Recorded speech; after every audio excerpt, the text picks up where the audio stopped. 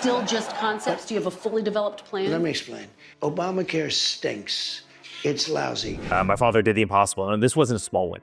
This was a gigantic win, not in terms of just the electoral college. He had, 312 electoral votes, which is, one of the highest ever. Between RFK Jr., Tulsi Gabbard, and Dr. Oz, Trump is filling out his team the way most people fill out Mad Libs, with crazy choice. Eric Trump just redefined foot-and-mouth disease on his UK trip. He managed to insult an entire country while trying to give advice. It's like watching a toddler try to explain quantum physics. Before we move on, I'd like to ask you a small favor. If you appreciate this content, please take a second to like this video and subscribe to the channel. Over 98% of you watch the videos without subscribing. It costs you nothing, but it makes a huge difference to us. So did you click the subscribe button?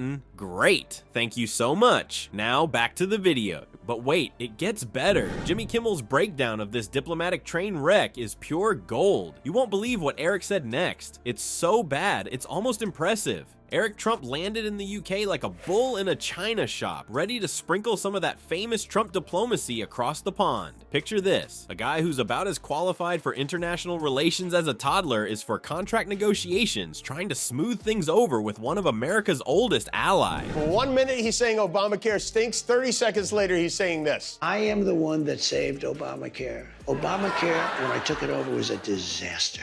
In fact, you're dealing with many of the same things over here, but there was a massive referendum in the United States where people said, we've had enough, and we want sanity back, and it was a beautiful thing to see. What could possibly go wrong? Well, everything, as it turns out. Eric decided to play diplomat, and it went about as well as you'd expect. He waltzed into an interview with GB News, probably thinking he'd charm the pants off the Brits with his, unique brand of Trump wisdom. Instead, he dropped this little gem. Be nice, or my dad will beat you up. Yeah, because nothing says, let's be friends, like a schoolyard threat from your daddy. You can just imagine the British officials sipping their tea and trying to keep a stiff upper lip while internally screaming, what in the Queen's name is happening? They're probably used to subtle hints and polite suggestions, not playground ultimatums from a grown man in a suit. But wait, there's more. As if channeling his inner used car salesman, Eric then tried to sweeten the deal. He told UK leaders to maybe be a little kind and treat other countries with respect, suggesting that honey attracts more than vinegar. Groundbreaking stuff, folks. I'm sure the centuries-old British diplomatic corps was taking notes. Throughout the interview, Eric stumbled over his words like he was trying to recite the Constitution after a few too many kofefe. It was a masterclass in how not to handle international relations. The love is tremendous, and I can tell you the people in the local communities around us, they appreciate what we did. We saved Turnberry from the brink of absolute ruin. If I did it, you would be standing up in that chair shouting at me. And you know what I'd do? I'd say, you got me. Leaving viewers squirming in their seats and reaching for the remote. But the pièce de résistance, the cherry on top of this diplomatic disaster Sunday, was Eric's brilliant idea for a Christmas gift. No, not a fruitcake or a nice bottle of scotch. Eric suggested a tariff-free trade deal, because international trade agreements are totally like stocking stuffers, right? You can almost hear the collective facepalm echoing across Whitehall. As Eric's UK adventure unfolded, it became clear that this wasn't just a one-off gaffe. Oh no, this was a Trump family special, a preview of the circus that follows wherever they go. And boy, does it set the stage for some wild times in international politics. Hold on to your hats, folks. Eric's diplomatic dumpster fire in the UK was just the appetizer. What if I told you the main course is a full-blown Trump family extravaganza that makes the Kardashians look like amateurs? Get ready for a ringside seat to the greatest show in politics. The 14th Amendment, though, says that, quote, all persons born in the United States are citizens. Can you get around the 14th Amendment with an executive action? We're gonna have to get a change. The family, we ran 20 hours a day, every single day, no sleep, no nonsense. Event after event, interview after event. I mean, there was nothing more as a family we could have done, and to have the victory that we had again. The Trump clan has turned international relations into their own personal reality show, and Eric's UK blunder is just par for the course. It's like they're competing for who can cause the biggest international incident. Eric might be in the lead now, but don't count out the rest of the family just yet. While most diplomats spend years learning the delicate art of international negotiations, the Trumps seem to operate on a bull in a china shop approach. Eric's be nice or my dad will beat you up strategy is about as subtle as a sledgehammer and about as effective too. But Eric's not alone in his diplomatic disasters. Remember when Donald Trump himself told the Queen of England she looked beautiful during a state visit? Or when Ivanka tried to mingle with world leaders at the G20 summit, looking about as comfortable as a fish on a bicycle? It's like watching a bunch of kids play dress up in their parents' suits. Elon Musk said it was Stalin-like what was happening here, particularly with the farmers' protests today. Have you seen what's going on with the farmers I have. in Britain today?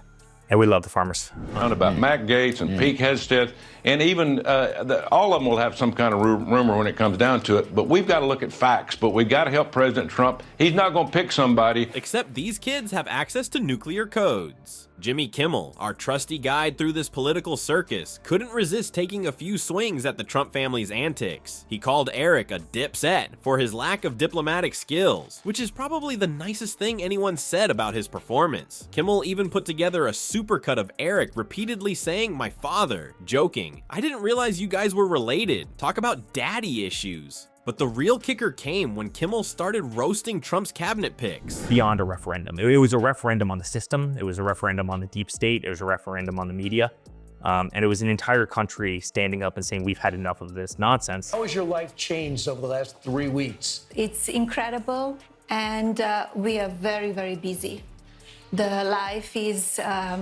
It's like Trump was trying to assemble the Avengers, but ended up with the cast of a low-budget wrestling show instead. The cherry on top, Kimmel's nickname for Trump's education secretary, Mrs. WrestleMania, because nothing says quality education like body slams and fake tans, right? As we watch this Trump family circus unfold, you can't help but wonder, what's the encore? Will Eric try to negotiate world peace with a game of rock, paper, scissors? Will Ivanka launch a line of diplomat Barbie dolls? One thing's for sure, with the Trumps, the show never ends. And while it might be entertaining, let's hope someone remembers to hide the nuclear football. Eric Trump's UK fiasco isn't just a one-off blunder, it's a perfect snapshot of how the Trump clan handles international relations. Like a bull in a china shop, but the bull is wearing a blindfold and the shop is on fire. As we look to the future of US diplomacy, one thing's clear. If the Trumps are involved, we're in for a wild ride. It's like watching a toddler try to play chess with world leaders. Sure, it's funny at first, but then you remember the toddler has access to nuclear codes. You know, the people are literally going to jail for voicing frustration against the government. It's a horribly dangerous, slippery slope.